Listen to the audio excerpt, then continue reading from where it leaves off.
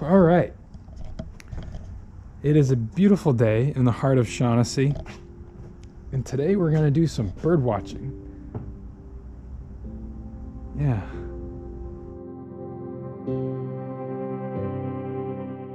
Okay, so bird watching, or birding for short. What is it? Well, to many, it's a hobby, an activity, a sport, and to a select few. Oh, did you hear that? That's a cool bird. That's a white-crowned sparrow, I'm pretty sure. I'm still getting used to the whole West Coast thing. In fact, let's go over and see it. I'm really curious now. Hear that? Nice. Anyway, as I was saying, darn it, he keeps trying to call and sing. Before I got distracted, which happens to a lot of us birders, there's another breed of bird watcher, and they're known as like obsessed. Like, we're just as obsessed at peering into these birds' lives and pretty much spying on them, which is, probably the correct way of saying it. Why don't more young people do it? Because it is regarded as a old people's hobby, when in fact it really isn't. Hey, look at these juncos right here. See them? These guys are everywhere. Look at this little guy. Hello. Hello. Wow. Look how close we can get to him. Whee, there he goes. When did it start? Who knows? And who cares? To be honest, I just like doing it. I like searching for birds and looking at their different color patterns and hearing their different songs, such as that white-crowned way back there. We're gonna give this thing a try, and I'm going to convince you, my fellow viewer, you can birdwatch too. All you have to do is just go outside and just listen and just pay attention. Enough chit-chat. Let's go find some birds.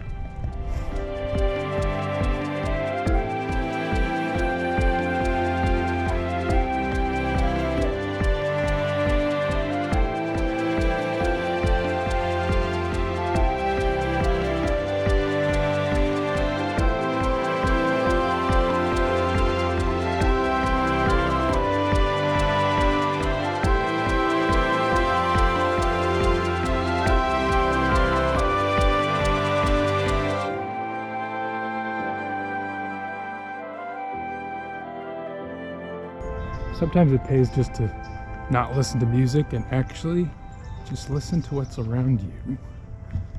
Ooh.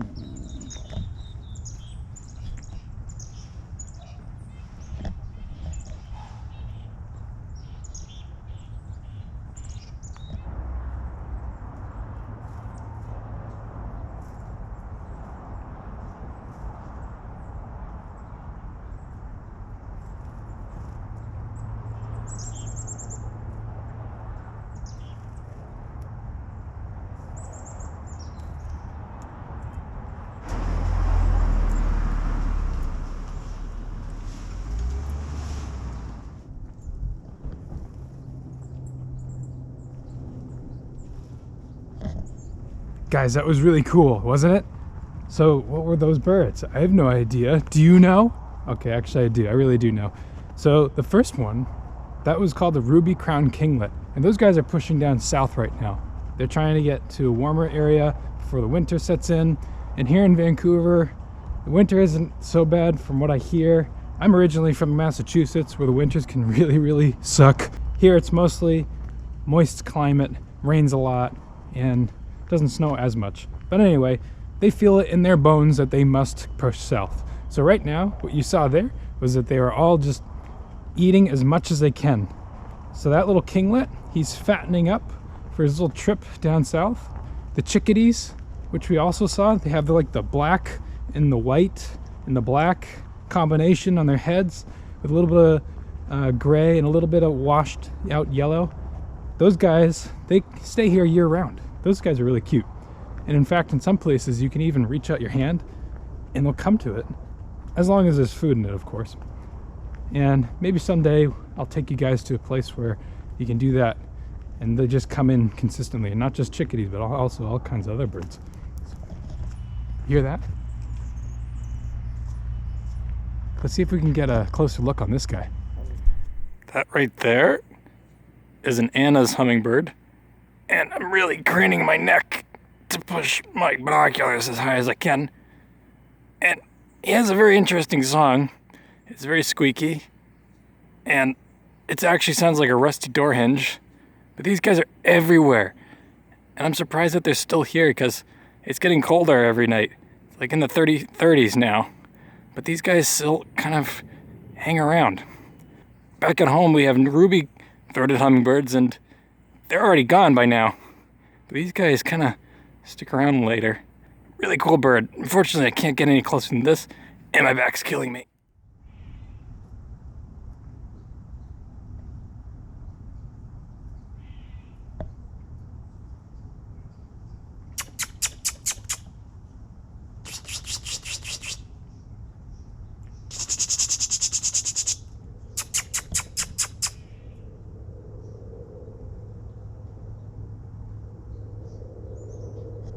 What I just did was a form of calling a bird, almost. It piques their interest and catches their attention, like these juncos here again.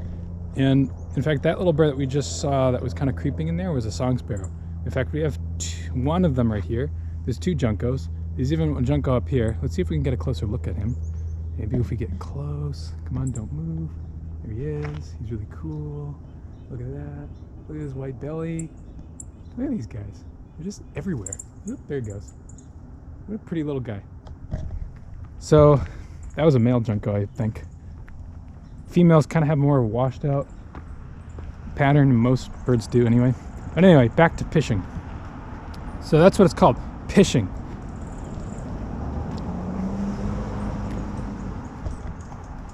Pishing, you make these sounds with your lips, your mouth, and oh my gosh, there's just so many birds today. Look at that.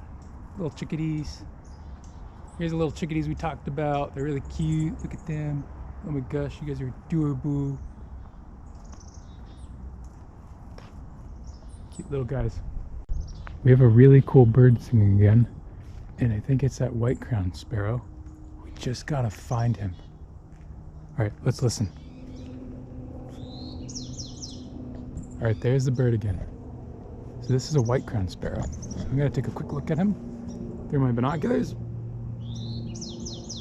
And that's not him, that was a chickadee right there. We're looking. Any sign of movement, he's singing.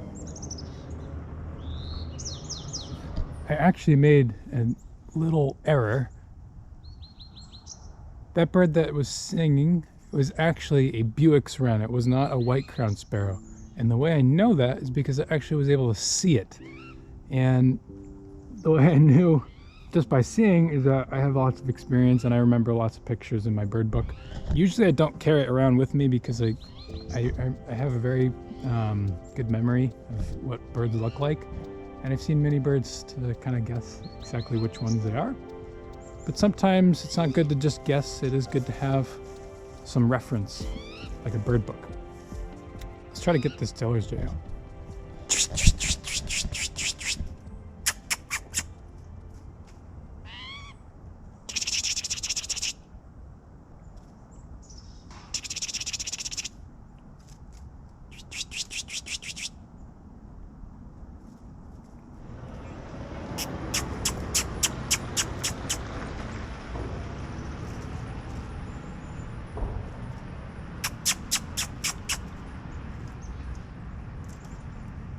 If you're still wondering what the heck is this whole bird watching thing about, then I'd highly recommend you subscribe to my channel, because I'm going to tell you some cool stuff. I'm going to tell you how to use a bird book. I'm going to tell you how to avoid cars like this car that's coming right at me right now. Oh my gosh. Okay, good. It's actually taking a left. Great. But I'm going to learn you something, and we're going to do this whole bird watching thing together. Every single weekend I'm going to go out and I'm going to go to different locations. And it's not going to be just neighborhoods such as this one, although it's a great place to start. But there's so much out there in this world. There's so many birds out there that why not? Give it a shot. you might find something interesting, and we might find something interesting together. But definitely stick around for more videos like this, and they'll get even better and better as I get better at recording and talking in front of a camera with no one in front of me. So in closing, I will do my best to answer as many comments as possible about birdwatching and try my best to convince you that birdwatching is totally worth it. I'll post links in the description below about the gear I use, places I go to, and anything else that pertains to birdwatching.